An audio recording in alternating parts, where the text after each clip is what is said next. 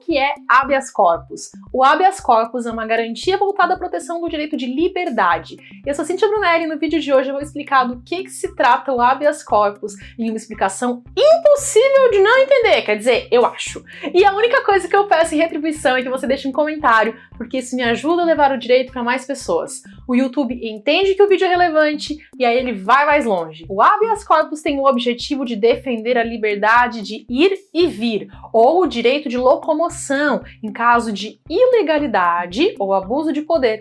Essa expressão habeas corpus significa que tenhas o corpo. O habeas corpus pode ser utilizado por qualquer pessoa em benefício próprio ou de outra pessoa. Nós temos o impetrante, que é o autor da ação, que pode ser o próprio beneficiado ou um terceiro. Temos o paciente, que é a pessoa beneficiada pela ordem, e a autoridade coatora, que é o sujeito que violou a liberdade de ir e vir do paciente, como, por exemplo, o juiz, o delegado, o desembargador, o ministro, ou até um particular. Imagine, por exemplo, que uma mãe deixe o seu filho acorrentado em casa e aí um vizinho veja isso. O vizinho pode ser o impetrante do habeas corpus para defender a liberdade de locomoção do paciente, que é o garoto acorrentado, contra o coator, que nesse caso é a mãe. Mas a situação mais comum é que a autoridade coatora seja realmente um agente público e não um particular. Existem duas espécies de habeas corpus. Temos o habeas corpus repressivo e o preventivo. O habeas corpus repressivo, também chamado de liberatório, é usado quando já está ocorrendo uma coação à liberdade de locomoção de forma ilegal e se busca obter um alvará de soltura. Por exemplo, um delegado efetua uma prisão em flagrante sem que um crime esteja de fato acontecendo. Ou um juiz decreta uma prisão preventiva sem que haja os pressupostos da prisão preventiva. Enquanto isso, o habeas corpus preventivo ou suspensivo é utilizado quando ainda não existe essa coação, mas há a iminência de que isso ocorra. Por exemplo, um pai não paga a pensão alimentícia do seu filho. E como você muito bem sabe, nessa situação ele pode ser preso. Só que tem um detalhe, esse pai não pagou a pensão porque foi demitido, ficou desempregado e está sem dinheiro. Para haver prisão por falta de pagamento da pensão alimentícia, o inadimplemento deve ser voluntário, ou seja, o pai não pagou porque não quis. E inexcusável, o que quer dizer que não havia desculpas para não ter pago.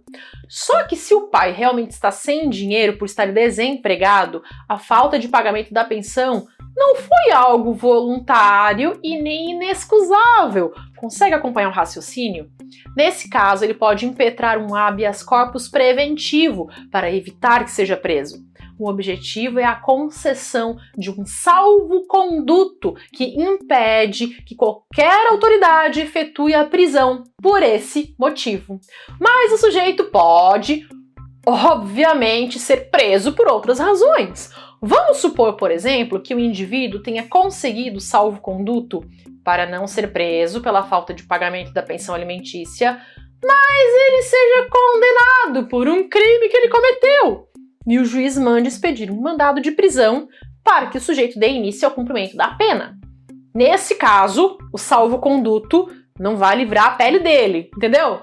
O artigo 648 do Código de Processo Penal traz várias hipóteses de cabimento do habeas corpus, que é quando a coação à liberdade de ir e vir pode ser considerada ilegal. A primeira hipótese é quando não houver justa causa, ou seja, a prisão foi efetuada sem as formalidades legais. Cada tipo de prisão tem os seus requisitos previstos em lei, seja ela prisão em flagrante, preventiva e por aí vai. A segunda hipótese de habeas corpus é quando alguém estiver preso por mais tempo do que está previsto em lei, que é o que nós chamamos de excesso de prazo. A terceira é quando quem ordenar a prisão não tiver competência para fazer isso. Por exemplo, o delegado só pode determinar a prisão em caso de crime flagrante. Se não houver flagrante, a única pessoa que pode dar a ordem de prisão é o juiz. Ou seja, o delegado só prende se o juiz mandar. A quarta hipótese de habeas corpus é quando houver cessado o motivo que autorizou a prisão. Nesse caso, a prisão foi decretada com a observância das formalidades, só que os motivos da prisão deixaram de existir. Por exemplo, imagine que foi decretada a prisão preventiva de um acusado para que ele não influenciasse os depoimentos de uma testemunha. Após a colheita desse depoimento da testemunha, não haverá mais motivos que justifiquem essa prisão. A quinta hipótese é quando não for dada a possibilidade de prestar fiança nos casos em que ela seja admitida em lei. Se a lei possibilitar a liberdade provisória com fiança, mas o delegado ou o juiz, dependendo do caso, não permitir que o acusado preste fiança, cabe habeas corpus. A sexta hipótese é quando o processo for nulo. Aqui é importante dizer que existem nulidades que são absolutas e nulidades que são relativas. E as nulidades relativas podem ser convalidadas. E aí, se elas forem sanadas, obviamente não vai ser cabível o habeas corpus. A sétima hipótese é quando houver causa de extinção da punibilidade. Existem algumas situações em que o Estado perde o direito de punir, como, por exemplo, se houver prescrição. Imagine que o sujeito é preso, mas o crime já está prescrito. Nesse caso, é possível impetrar um habeas. Essas são as 7 hipóteses de cabimento do habeas corpus. Por fim, vale mencionar que o habeas corpus é um remédio constitucional previsto no artigo 5º da Constituição. Como eu expliquei no vídeo que fala sobre o mandado de segurança, os remédios constitucionais são ações que visam proteger direitos fundamentais previstos na própria Constituição Federal. Existem 6 remédios constitucionais, chamados mandado de segurança, mandado de injunção, habeas corpus, habeas data, ação popular e ação civil pública.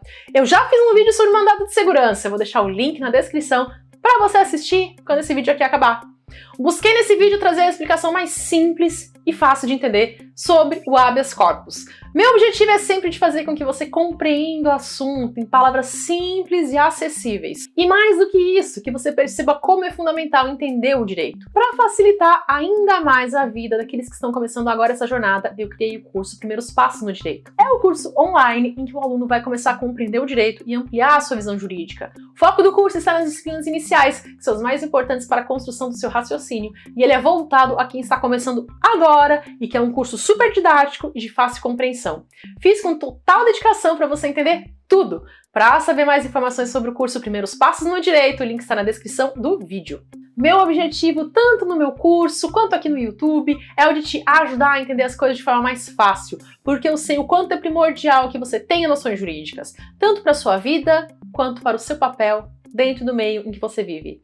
Não sei se você já parou para pensar nisso, mas toda vez que alguém diz que odeia aprender o direito, o que essa pessoa está dizendo, sem se dar conta disso, é que ela não faz questão nenhuma de ser uma cidadã. Aqui eu digo ser um cidadão de fato, de verdade, um cidadão consciente, que quer realmente ver mudança na sociedade ao seu redor. Alguém que vai além do mero discursinho vazio de redes sociais. Talvez você mesmo já tenha dito que odeia aprender o direito, mas isso não é sua culpa. A grande verdade é que para aqueles que dominam o poder, não é interessante ter uma população que conheça o direito, pois ela fica mais consciente, inteligente e exigente. E eu não estou falando aqui de nenhum contexto político em específico, tá? Eu tô falando em geral. Então os indivíduos e grupos que detêm o poder não vão fazer questão nenhuma que você tenha noção das leis. Fez sentido para você? O importante agora é que você pare, de uma vez por todas, de dizer que você odeia aprender direito. O que você deve desprezar é a ignorância. Isso sim! Eu estou aqui para te mostrar que é possível ter conhecimento jurídico de uma forma muito mais acessível e que ele é primordial na sua vida. Se você chegou até aqui, obviamente você consegue perceber a verdade do que eu estou falando. Estamos juntos nisso. Me sinto honrada pela sua companhia e te desejo bons estudos para alcançar todos os seus sonhos. Até!